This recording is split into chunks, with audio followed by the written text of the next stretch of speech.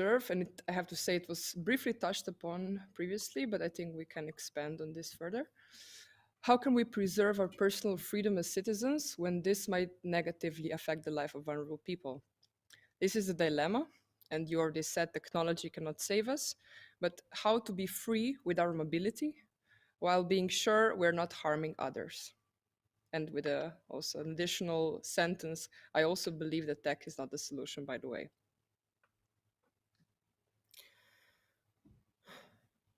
Yeah, mobility, I really don't know right now. I also don't know what are the real dynamics of how one gets it. I know from medics I've talked to that it's not 100% that you are in the same room with someone that is affected that you're going to get it. A virus needs to find a proper situation for itself So I don't know. I can tell you about what I see here. I see, for instance, in Italy, what I find pretty funny is that we all have to wear masks. So I have a mask. I'm wearing out my mask. So here today, look, I found it's breaking up. This is like a typical chirurgical mask, and these masks last from a scientific perspective last half an hour. Then you have to change it because the moist disables its effect. So we are we don't have them so easily, so we are reusing them over the day. And when you make sports, you just don't have to use it because of obvious reasons. And now it's getting hot, so with the climate, with the temperatures above 30 degrees, it's suffocating. You get into a sort of a bad carbon situation, and so you have people running through the street, running, and so breathing, and yeah, you can do it. So I don't know. I mean, what I'm trying to say is that I find the situation pretty confusing, and perhaps also considering how airco works in airplanes, purification of air. I don't know if this sort of transports can be made safe. Perhaps individual transportation will be more towards cars, but I don't know how long this will last, so I really don't have a solution. I hope you have another guest that is more informed. I'm sorry.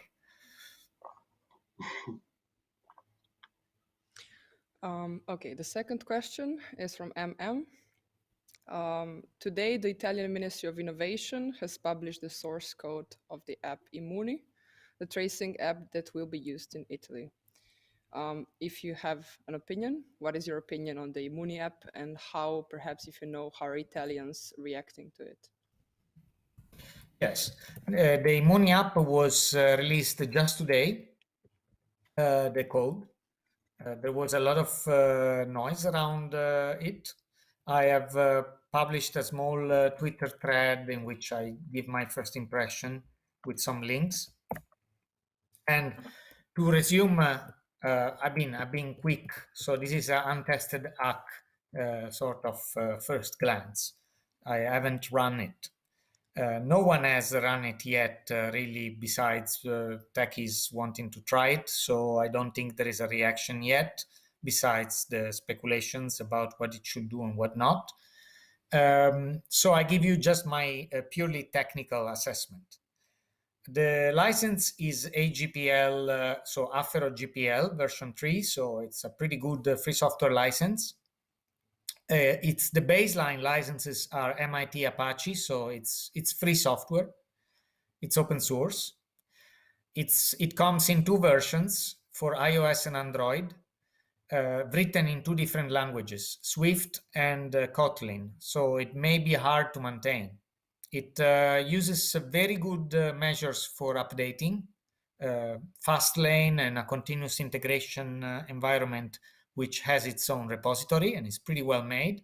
It has a limited set of dependencies, but they are from third parties, so one wonders how much they are in control. One of these have only one developer working on it, so they may be not maintainable on the long term.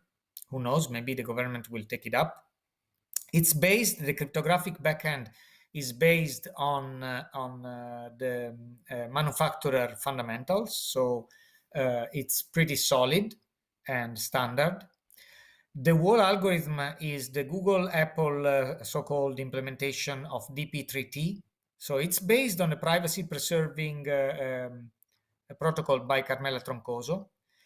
And for that, I think it's a good point, because that and all other apps that will be based on it, they will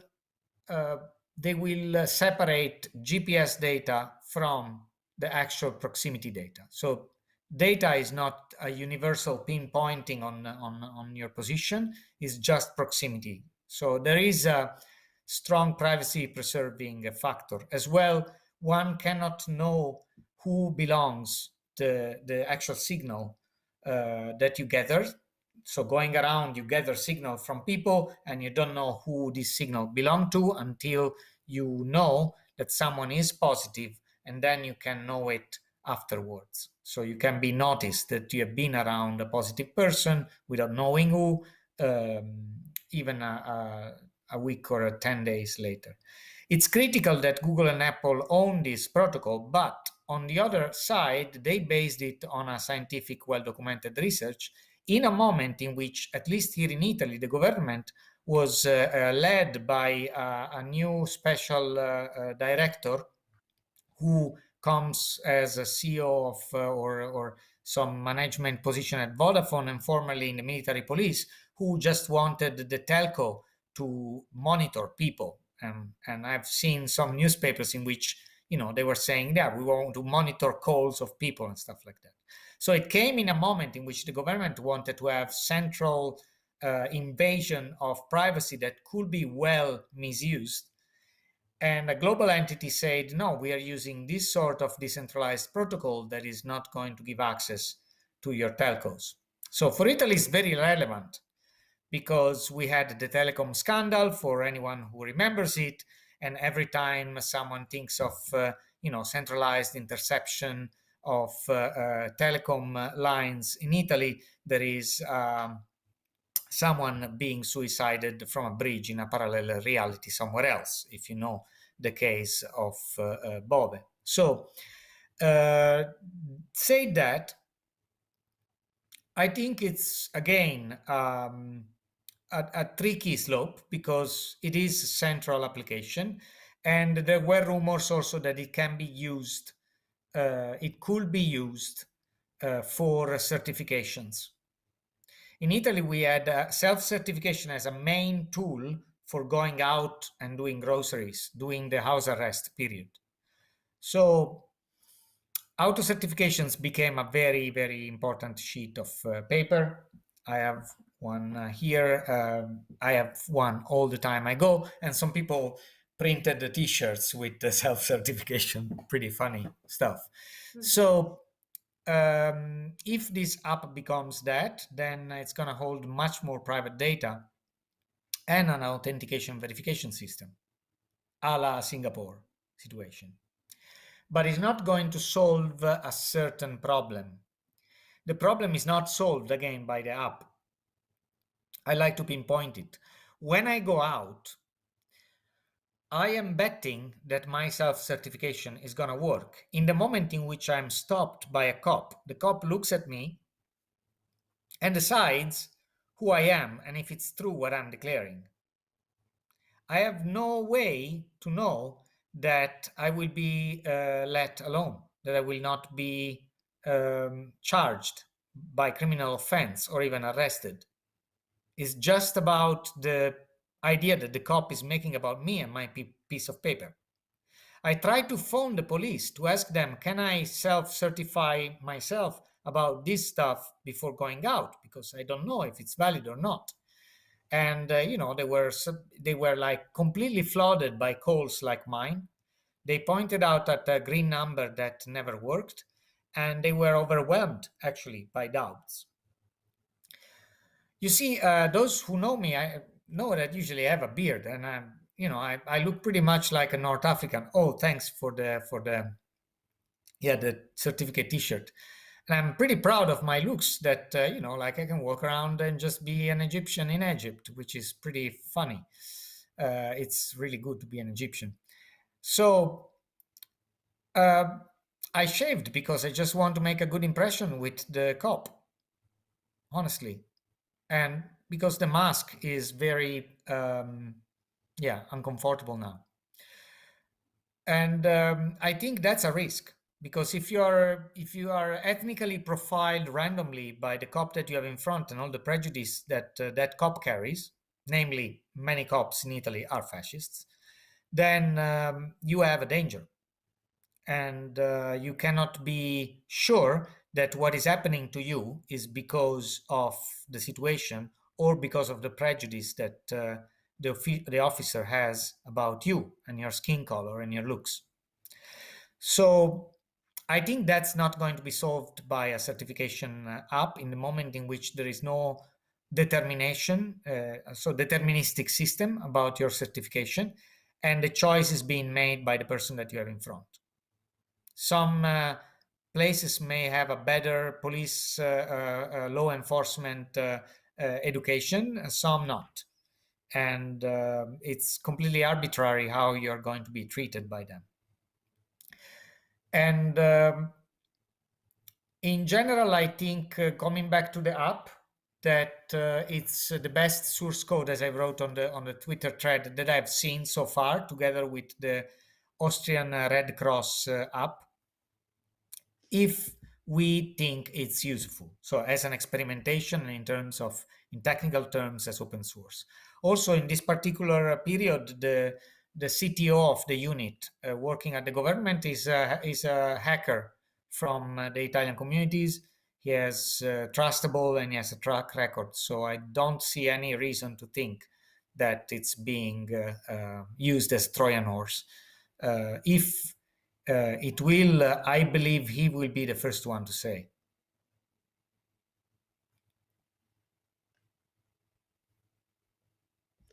Okay, and the last question is from Matt Slats, which we learned earlier is Matthew Slater. How does tech, particularly blockchain tech, shape people's ideas about monetary theory and monetary innovation?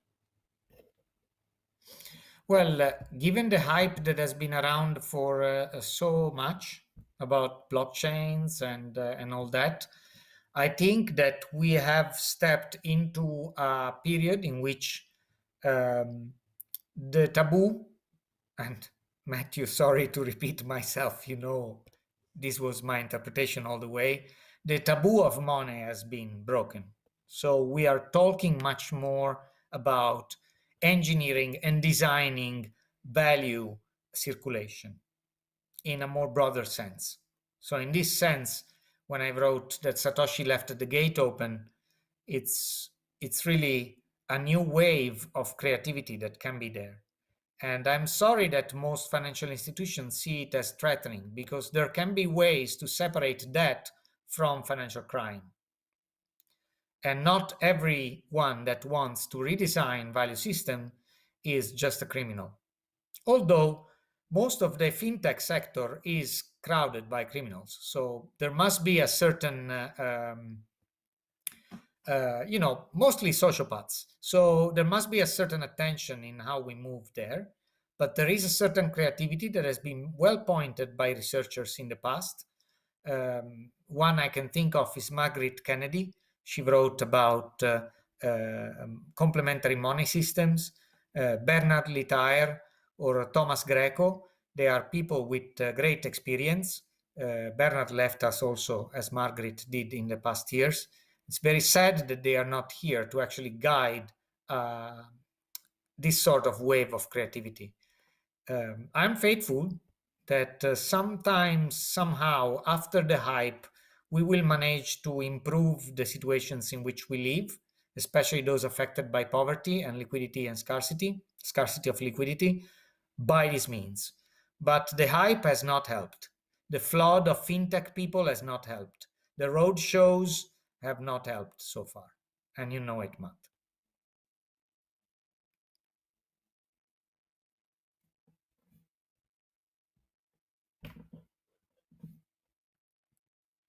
If there is no question now, there is one more thing that I like to say that is an interesting aspect that it's happening about the app. Sure.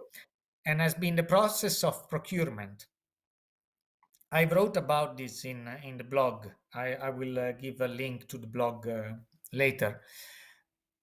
When Google and Apple stepped into this game and centralized their attention about the app production, they did so because Bluetooth low energy framework on the phones is not directly accessible by app developers. It's not exposed to the application layer. So they hold the monopoly on this. And in general, they are very paternalistic because they give you access only to what they think it's good.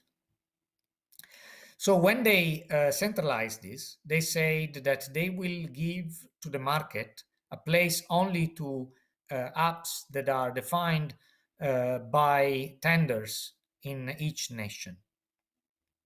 So nation states started competing or racing about this. One of the first tenders was the one in the Netherlands. And it opened up to a lot of applications and had 7 winners. Among them, large groups of main consulting firms, the usual suspects that you would expect to take a huge tender for the state to handle information. Corporate people used to do this sort of stuff. And they won, and they were asked to do open source stuff, to publish code. And then it was started a hackathon, which was a pretty interesting format. In this, the Dutch are pretty funny. I mean, it was a real show. And, it was a new format for a tender.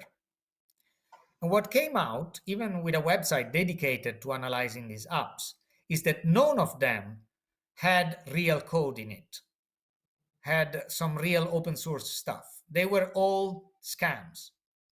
And they were the sort of scams that would win such a tender because of the names of the corporations and because of their, later we go and contract some mechanical Turks to do it for us, or we will make it coded in India or something like this, like taking advantage of financial differences across the globe and just, putting the name of the firm in front.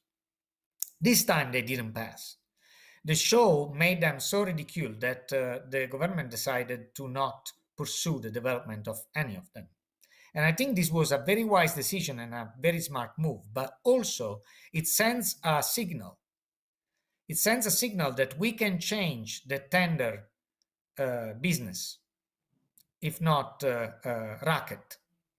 We can change tenders by achieving a new level of transparency. In the urgency, everyone is interested about this damn app, what is going to do to us and why do we carry it. So we are watching that stream. We are watching who is doing that tender. And we raise the level of attention. And I wish this becomes a praxis for many more public tenders. We have to have community validation of public tenders. Enough of these companies just grabbing the money and making a completely proprietary system. We want to know who is running our infrastructure. And let this stay not only in times of emergency. So let us think of a new way to run public tenders that actually exposes the scams much more than it did in the past. And in this, I think that the Dutch example was pretty good. Okay. Thanks so much, Jaro, for your insights. Thank you to the panelists in Kino Šiška. I think the only thing now to say is, Janez, you have the final word, and we'll see you all next week, same place, same time, where we'll talk about solidarity or care, solidarity is disobedience, with the Pirate Care Association. That's it. Thanks again. And Janez, take it away. Thank you, Domen. Thanks for leading the session. Thanks to you as well, Jaromil, for sharing with us your thoughts. And thanks to our special guest in studio and those who join us through the chat online for contributing with their comments and questions. The next panel, entitled Care, Solidarity is Disobedience, is scheduled for Monday, June 1st at 5 p.m. Central European Time, always at aksioma.org/Manilab8. With us, there will be a member of the Pirate Care Research Project, which focuses on autonomous responses to the current care crisis, the artist and activist 𝗙ci Thornton, and the cultural activist and co-editor of Rebellion with Care and How to Open a Pirate Nest in the Neighborhood, Magdalena Fragnito. The panel will be moderated by the director of the Rijeka-based cultural association 𝗠𝗏𝗏, Davor Mišković. Thank you for being with us today. See you next week.